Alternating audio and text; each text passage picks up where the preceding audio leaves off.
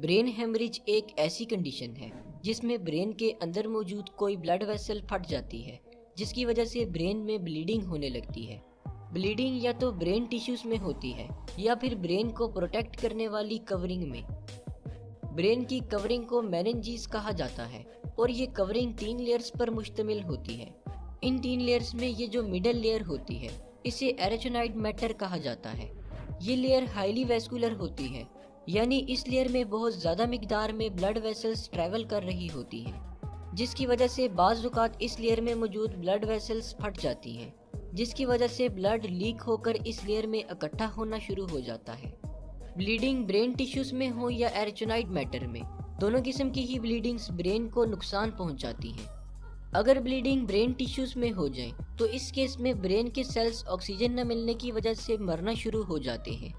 और अगर bleeding brain की कवरिंग में हो तो इस केस में ब्रेन की कवरिंग ब्लड भर जाने की वजह से स्वेल होने लगती है, जिसकी वजह से अंदर मौजूद ब्रेन के सेल्स पर दबाव पड़ता है और इस दबाव की वजह से इस रीजन के ब्रेन सेल्स मरने लगते हैं।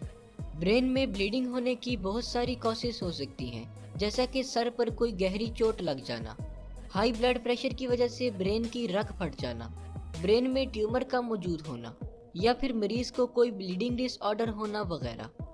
अगर ब्रेन हेमरेज के सिम्टम्स की बात की जाए तो जैसे ही किसी शख्स को ब्रेन हेमरेज होता है उसके सर में शदीद दर्द होने लगता है और इसके साथ वॉमिटिंग भी हो सकती है। इसके अलावा मरीज देखने और बोलने में मुश्किल महसूस करने लगता है और साथ साथ जिस्म की कोऑर्डिनेशन भी ख़त्म होने लगती है।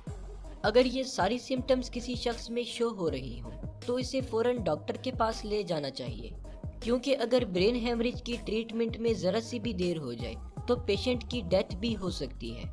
ब्रेन हेमरेज को ट्रीट करने के लिए सबसे पहले ये जानना ज़रूरी होता है कि ब्लीडिंग ब्रेन के कौन से हिस्से में हुई है और इससे ब्रेन का कितना हिस्सा डैमेज हुआ है। ये सब चेक करने के लिए डॉक्टर सीटी स्कैन या एमआरआई करते हैं और जब डॉक्टर्स देख लेते हैं कि ब्लीडिंग किस हिस्से में है और कितनी है तो इसके बाद ट्रीटमेंट शुरू कर दी जाती है। ज़्यादातर केसेस में ब्लीडिंग को निकालने के लिए सर्जरी परफॉर्म की जाती है, जिसमें पेशेंट के स्कल में सुराख करके ब्लड क्लॉट को ड्रेन कर दिया जाता है। ट्रीटमेंट के बाद अगर मरीज में कोई फिजिकल एबनॉर्मेलिटीज़ रह जाएं, जैसा कि चलने फिरने और बोलने में मुश्किल हो, तो इसे दूर करने के लिए फिजिकल और स्पीच थेरापी की जाती है, जिससे जल्द ही मरीज सेहतयाब होकर अपनी रोज़मर्रा की एक्टिविटीज़ ठीक से परफॉर्म करने लगता है।